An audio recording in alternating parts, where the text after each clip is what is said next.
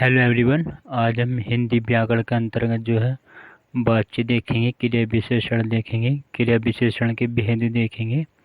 तो आप वीडियो अंत तक जरूर देखना। वीडियो पसंद आए तो लाइक शेयर कर देना, चैनल को सब्सक्राइब जरूर कर लेना। तो वीडियो शुरू करते हैं।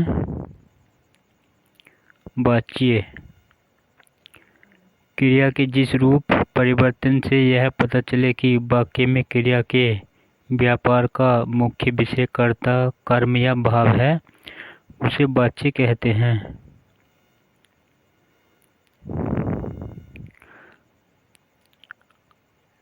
वाच्य के भेद।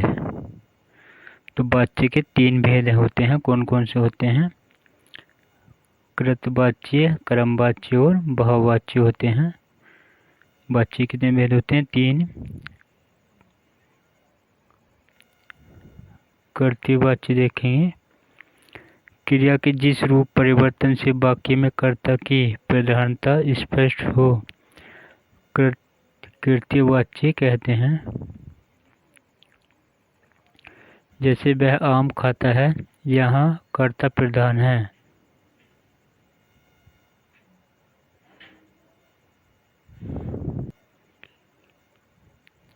क्रमवाच्य देखेंगे। क्रिया के जिस रूप परिवर्तन से वाक्य में कर्म की प्रधानता स्पष्ट हो, क्रमवाच्य कहते हैं। जैसे आम खाया जाता है। नंबर 3 है भाववाच्य होता है। क्रिया के जिस रूप परिवर्तन से वाक्य में भाव की प्रधानता स्पष्ट हो, भाववाच्य कहते हैं। जैसे उससे खाया ही नहीं गया।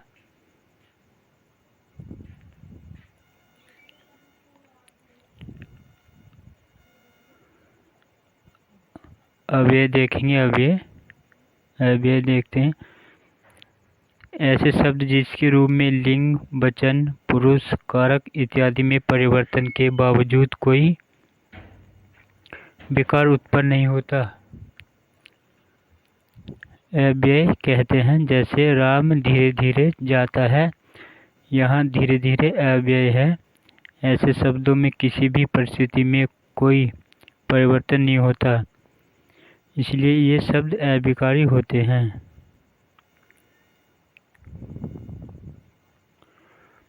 अव्यय शब्दों के कुछ उदाहरण निम्न हैं। जैसे जब, तब, अभी, इधर, उधर, इसलिए, अतः, ठीक, अर्थात इत्यादि। अव्यय के अंतर्गत क्रिया विशेषण, संबंधबोधक, समुच्चयबोधक तथा विस्मयादिबोधक शब्दों का स्थान है। सामान्य रूप से अव्यय के यही 4 भेद भी हैं।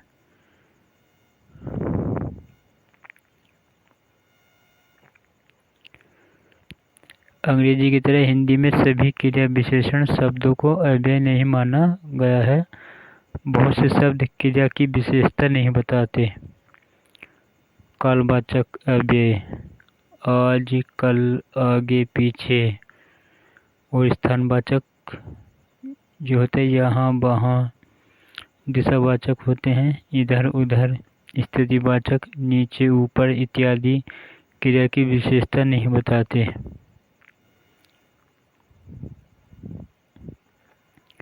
क्रिया विशेषण देखते हैं।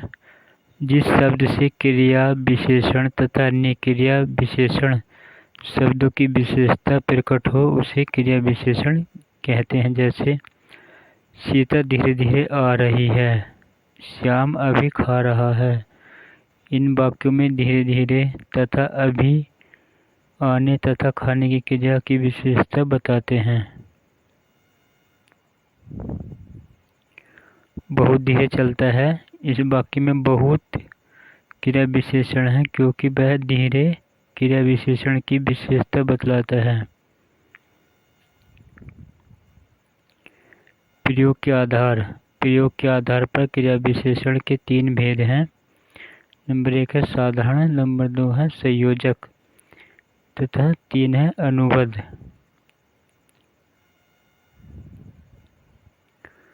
वाक्य में स्वतंत्र रूप से प्रयुक्त क्रिया विशेषण को साधारण क्रिया विशेषण कहते हैं। जैसे जल्दी आ जाओ, यहाँ जल्दी स्वतंत्र रूप से वाक्य में प्रयुक्त हुआ है।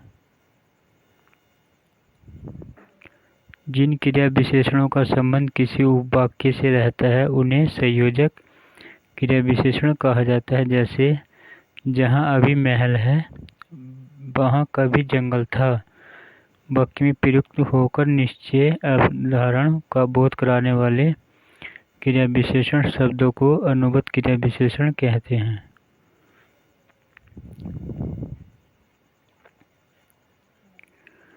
आपको वीडियो पसंद आए तो लाइक शेयर कर देना, चैनल को सब्सक्राइब कर लेना।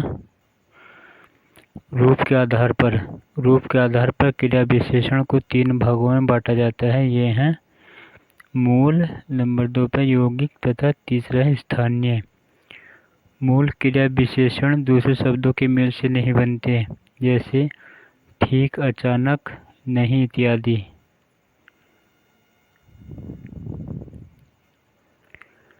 यौगिक क्रिया विशेषण शब्द प्रत्यय अथवा पद जोड़ने से बनते हैं, जैसे मन से, जिससे, भूल से इत्यादि। स्थानीय क्रिया विशेषण बिना रूपांतरण के किसी विशेष स्थान में आते हैं, जैसे क्यों अपना सिर खपाते हो। अर्थ के आधार पर क्रिया विशेषण के 2 भेद हैं। नंबर 1 में परिमाण बोधक, नंबर 2 पर रीतिबोधक। परिमाण बोधक देखते हैं। क्रिया विशेषण को अधिकताबोधक, न्यूनताबोधक, पर्याप्तिवाचक, तुलनात्मकवाचक, श्रेणीवाचक उपभेदों में बांटा जाता है। अधिकताबोधक के उदाहरण हैं बहुत, अति, बड़ा, बिल्कुल, सर्वथा इत्यादि। न्यूनताबोधक के उदाहरण हैं कुछ, लगभग, थोड़ा, जरा इत्यादि।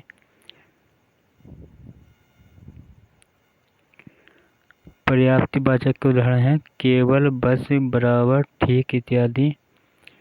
नंबर 4 पर तुलनावाचक के उदाहरण हैं जितना, कितना, इतना, अधिक, कम इत्यादि। श्रेणीवाचक के उदाहरण हैं थोड़ा थोड़ा, तिल तिल इत्यादि। तो आज की वीडियो हमारी यहीं पे एंड होती है। आपको वीडियो पसंद आए तो लाइक शेयर कर देना, चैनल को सब्सक्राइब कर लेना। Thanks for watching this video.